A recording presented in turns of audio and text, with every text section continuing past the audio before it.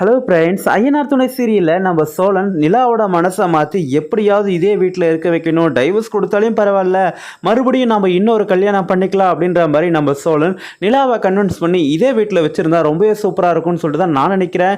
எனக்கா நம்ம சோழன் நிலாவும் நாமளும் சேர்ந்து வாழ போகிறோம் அப்படின்ற ஒரு சந்தோஷத்தில் தான் அந்த உண்மையெல்லாம் அந்த கான்ஸ்டபிள்கிட்ட சொல்லி அதை நம்ம நிலா ஒட்டு கேட்டு மறுபடியும் நம்ம நிலா கன்ஃபர்மேஷனுக்காக அந்த கான்ஸ்டபிள்கிட்ட நடந்த விஷயத்தெல்லாம் தெரிஞ்சுக்கிட்டு இதுக்கப்புறம் இவங்ககிட்ட நம்ம வாழ முடியாது, இதுக்கப்புறம் நம்ம நம்மளுடைய முடிவை மாற்றிக்கலாம், இவன் என்கிட்ட போய் சொல்லி என்னுடைய வாழ்க்கையை சீரழிச்சிருக்கிறான், அந்த கல்யாணம் நடந்ததுனால தான் இப்போ என்னுடைய வாழ்க்கை இந்த மாதிரி இருக்குது, எல்லாத்துக்கும் காரணம் இவன் தான், இந்த பொய் சொல்கிறவங்க கூட சேர்ந்து நான் எப்படி வாழ்கிறது, இதுக்கப்புறம் எனக்கு இந்த வாழ்க்கையே தேவையில்லை, டைவர்ஸ் கொடுத்துருங்க அப்படின்ற மாதிரி கோர்ட்டில் சொல்லி டைவர்ஸும் கொடுத்துட்டாங்க. வீட்டுக்கு வந்தோடனே நம்ம சேரன், பல்லவன், பாண்டி எல்லாருமே என்ன நடந்துச்சு, உங்கள் 2 பேருக்கும் டைவர்ஸ் கிடைக்கல அப்படின்னு சொல்லி கேட்க, இல்லை எனக்கு டைவர்ஸ் கிடைச்சிச்சு, இவ தான் டைவர்ஸ் வேணும் அப்படின்னு சொல்லிட்டு அடம் பிடிச்சா, அதனால நீதிபதி டைவர்ஸ் கொடுத்துட்டாங்க, எதை கேட்கறதாலும் அவகிட்ட கேட்டுக்குங்க அப்படின்ற மாதிரி நம்ம சோழன் உட்காந்துட்டாங்க. அதுக்கப்புறம் தான் நம்ம நிலா சொல்றாங்க, இல்ல அன்னைக்கு போலீஸ் ஸ்டேஷன்ல கல்யாணம் நடக்கக்கூடிய நிலைமையே இல்லை, ஆனா இவன் தான் பொய் சொல்லி அந்த கல்யாணத்தை நடத்தி வச்சிருக்கிறான், என்னுடைய வாழ்க்கையை சீரழிச்சிருக்கிறான், அப்படி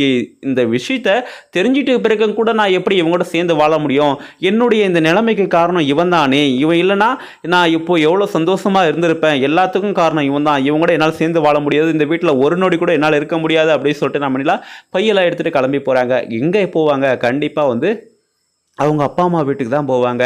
அங்கே போனால் கண்டிப்பாக அவங்க ஏற்றுக்க மாட்டாங்க, நம்ம நிலாவை அசிங்கப்படுத்தி அவமானப்படுத்தி உதாசீனப்படுத்துவாங்க. உதாசீனப்படுத்தின நம்ம நிலா எங்கே போகிறதுன்னு தெரியாமல் திக்கெடுத்து நிற்பாங்க. அப்போ நம்ம சோழன் தான், அங்கே பார் நிலா, என்னை மன்னிச்சிர நிலா, நான் உனக்காக தான் இந்த பொய்யை சொன்னேன், என்னை மன்னிச்சிர நிலா அப்படின்னு சொல்லிட்டு நம்ம நிலாவோட கையில் காலில் விழுந்து அவங்கக்கிட்ட மன்னிப்பு கேட்டு பழையபடி நம்ம நிலாவை இந்த வீட்டுக்கு கூட்டிகிட்டு வந்தால் ரொம்பவே நல்லாயிருக்கும். நம்ம நிலா இல்லாத இந்த ஐயனார் குடும்பமாகவே இருக்காது, அது ஒரு அழகிழந்த ஒரு பாலனிஞ்ச ஒரு பங்களாவாக மாறிடும் அப்படின்றது தான் ஒரு நினைப்பு. கண்டிப்பாக நம்ம நிலா இந்த வீட்டை விட்டு போகக்கூடாது, அப்படியே போனாலும் சீக்கிரமாக இந்த வீட்டுக்கு திரும்பி வந்துடணும். அது மாதிரி இல்லாமல் நம்ம நிலா இல்லாத இந்த வீடு வெறிச்சொடி போயிடும், எல்லாருமே மனசொடைஞ்சு போயிடுவாங்க. நம்ம சோழன் அந்த சந்தோஷத்தில், அதாவது நாமளும் நிலாவும் ஒன்றா சேர்ந்துருமே அப்படின்ற ஒரு சந்தோஷத்தில் தான் அந்த விஷயத்தை அந்த கான்ஸ்டபிள்கிட்ட சொல்லிட்டாங்க. அதை நம்ம நிலா கேட்டுட்டாங்க. இதனால் வந்த விளைவு தான் இது. இதுக்கப்புறம் நம்ம சோழன் இது மாதிரி நடந்துக்கக்கூடாது.